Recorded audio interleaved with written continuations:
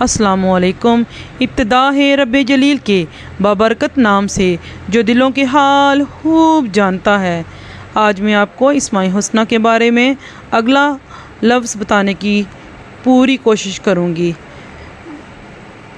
یا رحیمو، یا رحیمو، یا رحیمو، اے رحم کرنے والے۔ یہ لفظ اگر آپ 500 بار روزانہ پڑھیں گے، تمام مسلمات کو میں بتانا چاہتی ہوں، اس کے پڑھنے سے عزت میں اضافہ ہوگا انشاءاللہ عز و جل۔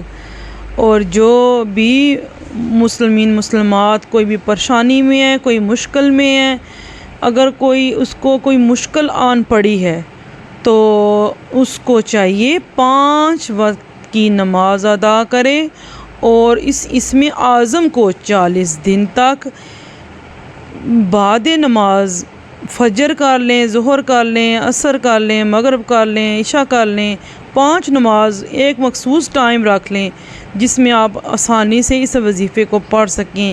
40 یوم تک روزانہ بعد نماز 541 بار پڑھنے سے تمام مشکلات آسان ہو جائے گی اور اللہ تبارک تعالیٰ اپنی رحمتوں کے سائے کے نیچے آسانیاں پیدا کرتا جائے گا۔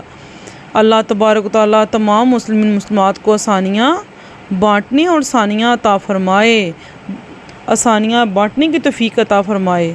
اور اللہ تبارک تعالیٰ اس اسم کے اعظم کے پڑھنے سے انسان کو کسی بھی مشکل میں اگر کوئی انسان پھنسا ہوا ہے تو وہ آسان ہو جائے گی۔